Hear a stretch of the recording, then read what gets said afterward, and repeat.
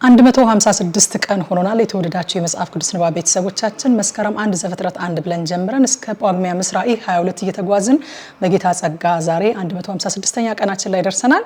በዚህ ቀን የምናነበው የመጽሐፍ ቅዱስ ክፍል ደግሞ መዝሙር ምዕራፍ 5፣ 6፣ 7 እና 8 ይሆናል። አብረን እናንብብ። በጌታ በኢየሱስ ስም አነባለሁ። መዝሙር ምዕራፍ 5 አቤቱ ቃሌን አድምጥ፣ ጩኸቴንም አስተውል፣ የልመናዬን ቃል አድምጥ። ንጉሴና አምላኬ ሆይ አቤቱ ወደ አንተ ጸልያለሁና በማለዳ ድምጼን ትሰማለህ። በማለዳ በፊትህ እቆማለሁ እጠብቃለሁም። አንተ በደልን የማትወድ አምላክ ነህና ክፉ ካንተ ጋር አያድርም። በከንቱ የሚመኩ በዓይኖች ፊት አይኖሩም።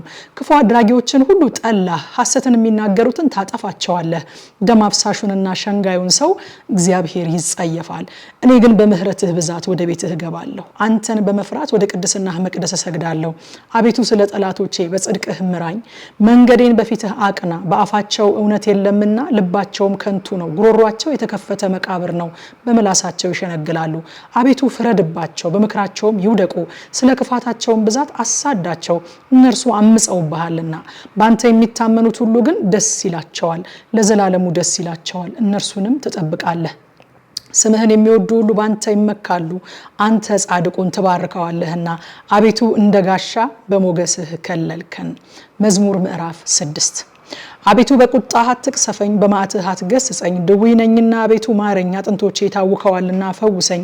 ነፍሴም እጅግ ታወከች፣ አንተም አቤቱ እስከ መቼ ድረስ ነው?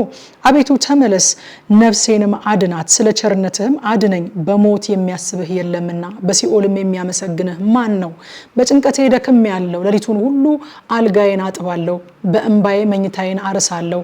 ዓይኔ ከቁጡ እንባ የተነሳ ታወከች፣ ከጠላቶቼ ሁሉ የተነሳ አረጀው። አመፅን የምታደርጉ ሁሉ ከኔ ራቁ፣ እግዚአብሔር የልቅሶዬን ቃል ሰምቷልና። እግዚአብሔር ልመናዬን ሰማኝ፣ እግዚአብሔር ጸሎቴን ተቀበለ። ጠላቶቼ ሁሉ ይፈሩ፣ እጅግም ይጎስቁሉ፣ ወደ ኋላቸው ይመለሱ፣ በፍጥነትም ይፈሩ። መዝሙር ምዕራፍ 7 አቤቱ አምላኬ ባንተ ታመንኩ፣ ከሚያሳድዱኝ ሁሉ አድነኝ አውጣኝ። ነፍሴንም እንደ አንበሳ ነጥቀው እንዳይሰብሯት፣ የሚያድንና የሚታደግ ሳይኖር አቤቱ አምላኬ እንዲህ እስካደረግኩ። አመፃም በእጄ ቢኖር ክፉ ላደረጉብኝም ክፉን መልሼላቸው ብሆን፣ ጠላቴንም በከንቱ ገፍቼው ብሆን፣ ጠላት ነፍሴን ያሳዳት ያገኛትም፣ ሕይወቴንም በምድር ላይ ይርገጣት፣ ክብሬንም በትቢያ ላይ ያዋርዳት። አቤቱ በመዓትህ ተነስ፣ በጠላቶቼ ላይ በቁጣ ተነሳባቸው። አቤቱ አምላኬ ባዘዝከው ትእዛዝ ንቃ፣ የአሕዛብም ጉባኤ ይከብሃል፣ በእነርሱም ላይ ወደ ከፍታ ተመለስ። እግዚአብሔር በአሕዛብ ይፈርዳል። አቤቱ እንደ ጽድቄ ፍረድልኝ፣ እንደ የዋህነት የሚሆንልኝ። የኃጥአን ክፋት ይጥፋ፣ ጻድቁን ግን አቅና። እግዚአብሔር ልቡናንና ኩላሊትን ይመረምራል። እግዚአብሔር የጽድቅ ጋሻዬ ነው፣ ልበ ቅኖችን የሚያድናቸው። እግዚአብሔር የእውነት ዳኛ ነው፣ ኃይለኛም ታጋሽም ነው፣ ሁልጊዜም አይቆጣም። ባትመለሱ ግን ሰይፉን ይስላል፣ ቀስቱን ገተረ አዘጋጀም፣ የሞት መሳሪያንም አዘጋጀበት። ፍላጻዎቹንም የሚቃጠሉ አደረገ። እነሆ በአመፃ ተጨነቀ፣ ጉዳትን ጸነሰ፣ ኃጢአትንም ወለደ። ጉድጓድን ማሰ፣ ቆፈረም፣ ባደረገው ጉድጓድ ይወድቃል። ጉዳቱ በራሱ ይመለሳል፣ አመፃውን በአናቱ ላይ ትወርዳለች። እግዚአብሔርን እንደ ጽድቁ መጠን አመሰግናለሁ፣ ለልዑል እግዚአብሔርም ስም እዘምራለሁ። መዝሙር ምዕራፍ 8 አቤቱ ጌታችን ስምህ በምድር ሁሉ እጅግ ተመሰገነ፣ ምስጋናህ በሰማዮች ላይ ከፍ ከፍ ብሏልና።